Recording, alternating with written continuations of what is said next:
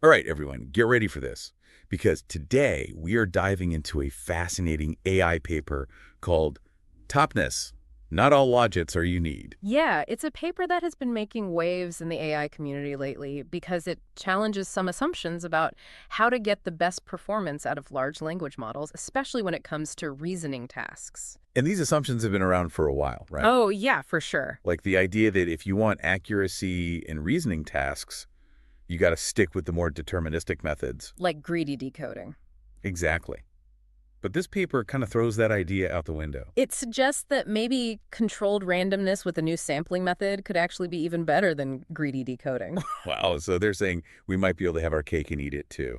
Get the accuracy and explore more possibilities. That's the idea, and it has a lot of people excited. Okay, so I'm dying to know, how did they pull this off? What's the secret sauce? Well, they really took a hard look at the problem. Which is, That existing sampling methods just don't quite hit the mark. in what way? They struggle to find that sweet spot between exploration and accuracy. So they either end up with a bunch of garbage, or they miss out on some potentially better options. Exactly, like trying to find a needle in a haystack. Too much hay, and you're overwhelmed too little, and you might miss the needle entirely. Perfect analogy. So what these researchers did is they said, hey, what if we look at this problem from a different angle? Instead of just focusing on the probabilities that the LLM assigns to each token, they suggest we take a step back and look at the underlying logits. Okay, now hold on for a second. For those of us who aren't AI wizards, what exactly are logits? Well, think of it this way. The probabilities we usually see are like a beautifully presented dish in a restaurant. Okay, I'm following it. But the logits are kind of like the raw ingredients that went into making that dish. Ah, I see. And by looking at those raw ingredients, we can get a much deeper understanding of how the model arrived at its final output. So we're kind of peeking behind the curtain to see the chef's secret recipe. Exactly. And what's really fascinating is what they found when they looked at the distribution of these logits.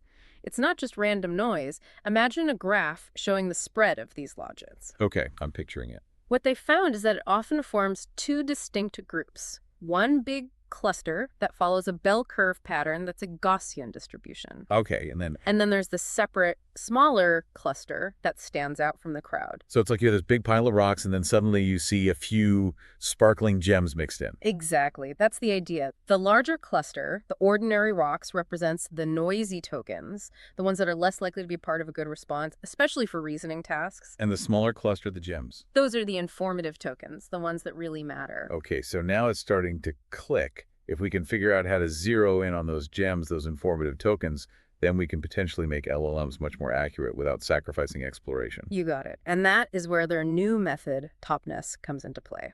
Okay, so tell me more about this Topness. How does it work? How do we separate the gems from the rocks? Well, it leverages the statistical properties of the logit distribution. Instead of using a fixed threshold, Topness adapts to the specific distribution for each input. So it's kind of like a dynamic spotlight that adjusts its beam depending on the specific situation. Exactly. Yeah. And this adaptability is what makes Topness so powerful. It can really zero in on those informative tokens, those gems, even when they're hidden among a sea of noisy ones. Okay, so we have a smarter, more efficient way to sample tokens. Right. But the big question is, does it actually work? Does it improve LLM performance? That's what we'll be exploring next, diving into the results of their experiments and seeing how Topness stacks up against the competition, including the long-reigning champion greedy decoding. I can't wait. This is getting good. Welcome back. Before the break, we were talking about whether this new method, Topness, actually lives up to the hype. Right. Does it really improve the accuracy of LLMs, especially for reasoning tasks? Well, to find out, the authors put it through a bunch of experiments. And not just any experiments. They specifically chose data sets that are known to be tough for LLMs. Yeah, data sets that really make them think and problem solve, like Aqua Math, GSM 8K. And GPQA. Right, the one that even Google search has trouble with sometimes. So they really wanted to see how Topness would perform when the pressure was on. Exactly, and the result, well, they were pretty impressive. Okay, I'm on the edge of my seat here. Tell me, how did Topness do? It consistently beat the other sampling methods, including greedy decoding. No way. The method that everyone thought was the best for accuracy? That's a huge deal. It is, and it wasn't just a small improvement either. In a lot of cases, Topness significantly boosted the accuracy. So you're telling me that a little bit of randomness, when done the right way, can actually be better than a purely deterministic approach? That's what the results suggest. Wow, this is a game changer for anyone working with LLMs. Absolutely. Now let's talk about one experiment that I thought was super interesting, the one with repeated sampling. Remind me, what is repeated sampling again? It's where you have the LLM generate multiple answers to the same question and then use a majority vote to pick the final answer. So kind of like a panel of experts. Exactly. And what they found is that while repeated sampling generally helped all the methods, TopNext still came out on top. That's really impressive. It means TopNest can handle these tough reasoning tasks even when it has to come up with multiple different answers. Right. It shows that it can explore lots of possibilities without sacrificing accuracy.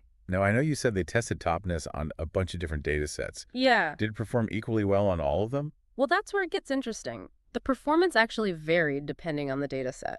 Can you give me an example? Sure, on GSM-8K, which is all about grade school math problems, Oh. all the methods, including TopNest, did really well. So maybe that data set isn't challenging enough to really show us the differences between the methods. That's possible, but then on the other hand, you have GPQA, the one that even Google search struggles with. Right. Well, even with repeated sampling, the accuracy was still pretty low across the board.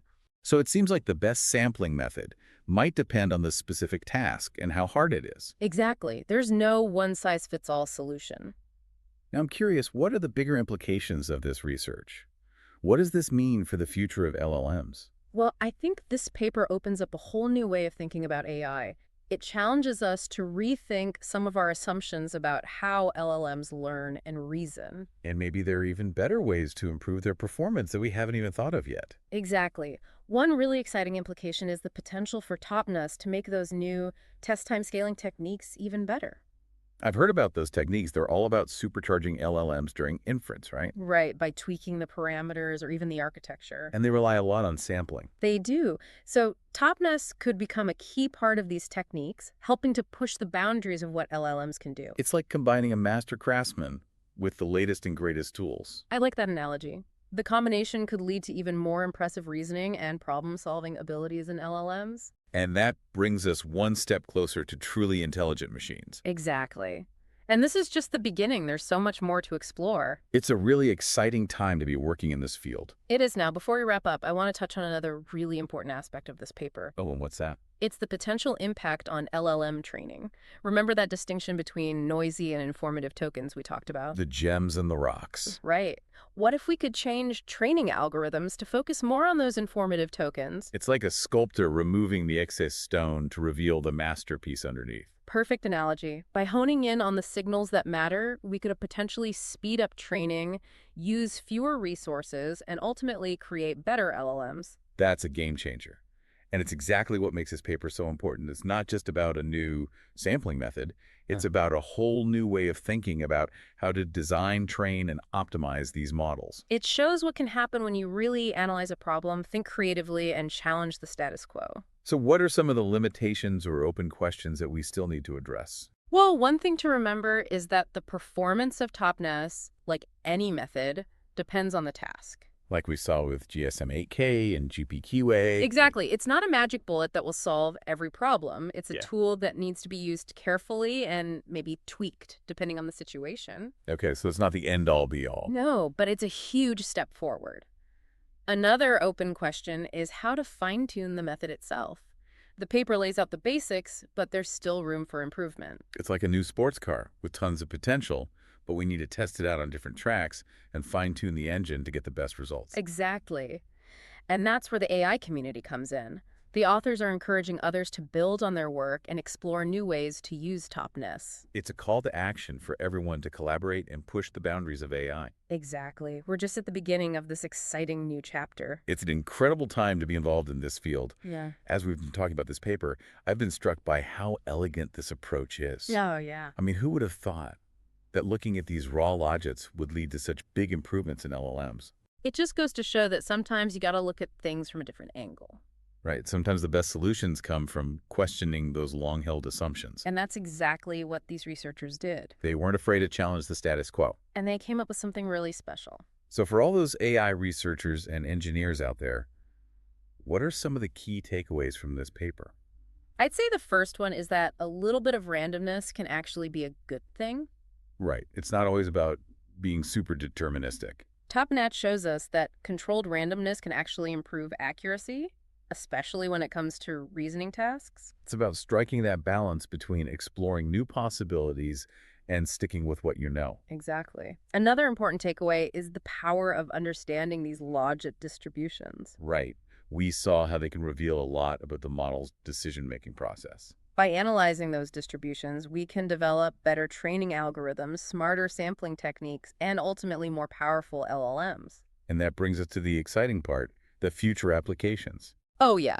This topness method is not just some theoretical idea. It's a tool that can be used in real-world AI systems. I can imagine it being used in everything from machine translation to drug discovery. Exactly. The possibilities are huge. It feels like we're on the cusp of some really incredible breakthroughs in AI. We are, and this paper is a perfect example of that. The testament to human ingenuity and the power of challenging assumptions. It really is, and I, for one, can't wait to see what the future holds. Well, that about wraps up our deep dive into topness. Not all logits are you need. It's been a fascinating discussion. It has. We've covered a lot of ground from the technical details of the method to its broader implications for the future of AI.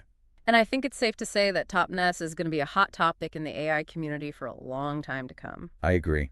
So to all you AI enthusiasts out there, keep exploring, keep innovating, and keep pushing the boundaries. The future of AI is in your hands. And as always, we'll be here to guide you through the latest and greatest developments. Until next time. See ya.